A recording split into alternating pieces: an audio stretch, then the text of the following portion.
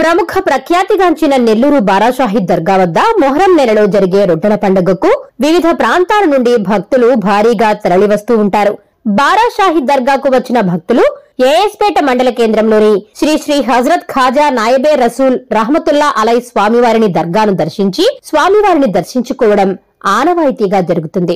ఈ నేపథ్యంలో దర్గా వద్ద భక్తుల తాకిడి పెరగడంతో దర్గా ఈవో షేక్ మొహమ్మద్ హుస్సేన్ పలు జాగ్రత్తలు తీసుకున్నారు. భక్తుల రద్దీని దృష్టిలో పెట్టుకుని భక్తులకు ఇబ్బందులు కలగకుండా బార్గేట్లతో పాటు పలు మౌలిక వసతులను ఏర్పాటు చేశారు. దర్గా వద్ద చేసిన ఏర్పాట్లను ఎంఆర్ఓకే రవికుమార్, ఎస్ఐకే ప్రసాద్ రెడ్డి పరిశీలించి వారికి పలు సూచనలు చేశారు. దర్గాకు వచ్చే భక్తులకు అన్నదాన కార్యక్రమం ఏర్పాటు చేస్తున్నామని ఈవో మొహమ్మద్ హుస్సేన్ తెలిపారు. త్రాగునీరుతో పాటు దర్గా పరిసర ప్రాంతాల్లో శానిటేషన్ పనులను వేగవంతంగా పూర్తి చేశామని చెప్పారు. దర్గా వద్ద ఎటువంటి అవాంఛనీయ సంఘటనలు జరగకుండా ఎస్ఐ ప్రసాద్ రెడ్డి ఆధ్వర్యంలో పటిష్టమైన పోలీస్ బందోబస్తును ఏర్పాటు చేస్తున్నారన్నారు. దర్గాకు వచ్చే భక్తులు కూడా తమకు అన్ని విధాలా సహకరించాలని ఆయన కోరారు. నమస్కారం, నా పేరు షేక్ మొహమ్మద్ హుస్సేన్. ఈ ఏఎస్పేట దర్గాకు ఈవోని నేను. నెల్లూరు పట్టణంలో ఉన్నటువంటి బారాషాహి దర్గాకు రొట్టెల పండుగ 2024 సంవత్సరం పురస్కరించుకొని రొట్టెల పండుగకు ఏదైతే భక్తులు ఈ రాష్ట్రం నుంచే కాకుండా పలు రాష్ట్రాల నుంచి, విదేశాల నుంచి కూడా వస్తూ ఉంటారు. అందులో భాగంగానే ఈ యొక్క నెల్లూరు జిల్లాలో ఉన్నటువంటి నాయబే రసూల్ దర్గాకు మరియు అలాగే కస్మూర్ దర్గాకు సందర్శించటం ఆనవాయితీ. ఆ రొట్టెల పండుగకు వచ్చేటటువంటి భక్తులు ఈ రెండు దర్గాలకు సందర్శించుకుంటూ ఉంటారు.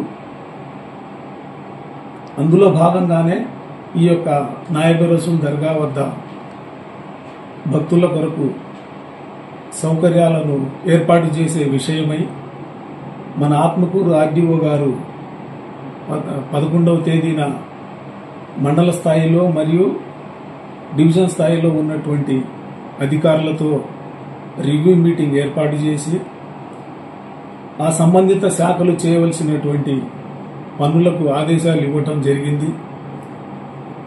అందులో భాగంగానే రాష్ట్ర వక్ఫ్ బోర్డు సిఇఓ గారి ఆదేశాలతో వక్ఫ్ బోర్డు తరపున ఈ నాయబే రసూల్ దర్గా దగ్గర మేము షామియానాలు, బారికేడ్స్, లైటింగు, భక్తుల కొరకు 2 పూటల అన్నదాన కార్యక్రమము, అలాగే మంచినీటి సౌకర్యము, అలాగే పారిశుద్ధ్యం గురించి స్పెషల్ వర్కర్స్ని ఏర్పాటు మా వక్ఫ్ బోర్డు తరపున చేయించున్నాము. భక్తులు కూడా, వచ్చేటటువంటి భక్తులు కూడా మాకు సహకరించవలసిందిగా కోరుకుంటున్నాము. అలాగే ఈ యొక్క ఏర్పాట్లలో ముఖ్యంగా ఏఎస్పేట పంచాయతీ వారు, మెడికల్ అండ్ హెల్త్ వారు, పోలీసు శాఖ వారు, రెవెన్యూ శాఖ వారు అందరూ మమ్మల్ని సహకరించవలసిందిగా కోరుచున్నాము. సహకరించమని ఆర్డీఓ గారు ఆదేశాలు 11వ తేదీన జారీ చేయడం జరిగింది.